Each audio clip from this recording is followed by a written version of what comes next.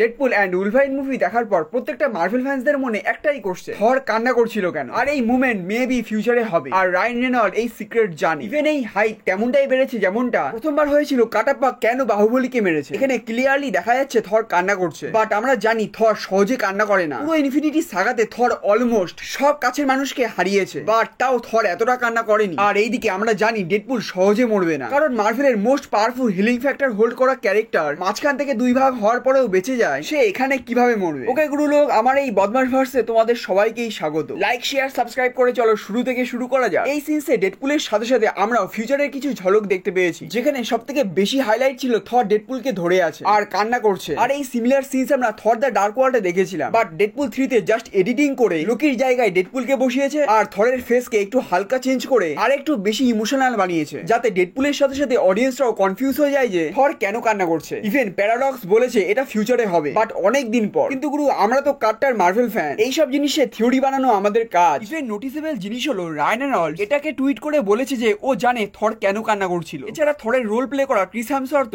Retweet করে বলেছে উনি সিক্রেট রাখতে পারবে। অ্যাকচুয়ালি এটা অডিয়েন্সের মধ্যে একটা হাইপ ক্রিয়েট করার জন্য পারফেক্ট মুভমেন্ট, যে ফিউচারে এমন কি হবে যার জন্য থর ডেডপুলের জন্য কান্না করবে। বা ডেডপুলের জন্য থরকে ইমোশনাল হতে হলে ওদেরকে অনেকটা ক্লোজ হতে হবে। তাই আমরা ফিউচারে মার্ভেলের কোনো না কোনো মুভিতে ডেডপুল আর থরের কোনো কনভারসেশন বা কোনো স্টোরি দেখতে পাবো। এটার অ্যান্সার আমি ভিডিওর এন্ডে বলছি। বাট এখানে সব থেকে বড় কোশ্চেন হলো যে ডেডপুল টাইম রিপারের রেডিয়েশনে মরেনি, যাকে বোম বারুদ দিয়ে মারা যায় না, মাঝখান থেকে কেটে দেওয়ার পরেও বেঁচে যায়, সেই ক্যারেক্টার এখানে কিভাবে মারা গেল? আই মিন মারা যাচ্ছে। অ্যাকচুয়ালি এটা জানার আগে আমি বলবো, তোমরা হয়তো জানো না ডেডপুল আর থরের কোনো রিলেশন, কোনো মিট আপ আমরা মুভিতে দেখিনি। ইভেন কমিক্সেও থর আর ডেডপুলের তেমন কোনো স্টোরি নেই। হ্যাঁ, কমিক্সে থর আর ডেডপুল একবারই টিম আপ করেছিল, বাট সেখানেও ডেডপুল থরের অটোগ্রাফ নিতে ব্যস্ত ছিল। ইভেন কমিক্সে এমনও স্টোরি আছে যেখানে ডেডপুল থরকে মারতে এসেছিল, বাট আমরা জানি মুভিতে থরের পার্সোনালিটি পুরোটাই ডিফারেন্ট। এই থর ডেডপুলের সাথে ইজিলি ফ্রেন্ডশিপ করতে পারবে, তাই এটা তো আমরা ইমাজিন করতেই পারি যে এই ফানি থর ডেডপুলের সাথে কোনো না কোনো ইউনিভার্সে ফ্রেন্ডশিপ করেছে। এছাড়া আমরা জানি ডেডপুল ওর ইউনিভার্সেই আছে, বাট এমসিইউ এর জন্য ডেডপুলকে দরকার। হ্যাঁ, সেটা এখন দরকার না পড়লেও সিক্রেট ওয়ার্সে দরকার পড়বে। আর এই সিক্রেট ওয়ার্সেই ডক্টর ডুম ডেডপুলের হিলিং ফ্যাক্টর চুরি করে নেবে, আর সবাইকে বাঁচানোর জন্য ডেডপুল নিজেকে স্যাক্রিফাইস করবে, আর থর ডেডপুলের জন্য কান্না করবে। আর সেই সিন আমরা ডেডপুল 3 তে দেখতে পেয়েছি। যাই হোক, এই ছিল আমার থিওরি। যদি তোমাদের কোনো থিওরি থাকে অবশ্যই কমেন্টে জানি। ভিডিও পছন্দ হলে লাইক করো, বন্ধুদের মধ্যে শেয়ার করো, আর হ্যাঁ, সাবস্ক্রাইব করতে একদমই ভুলো না।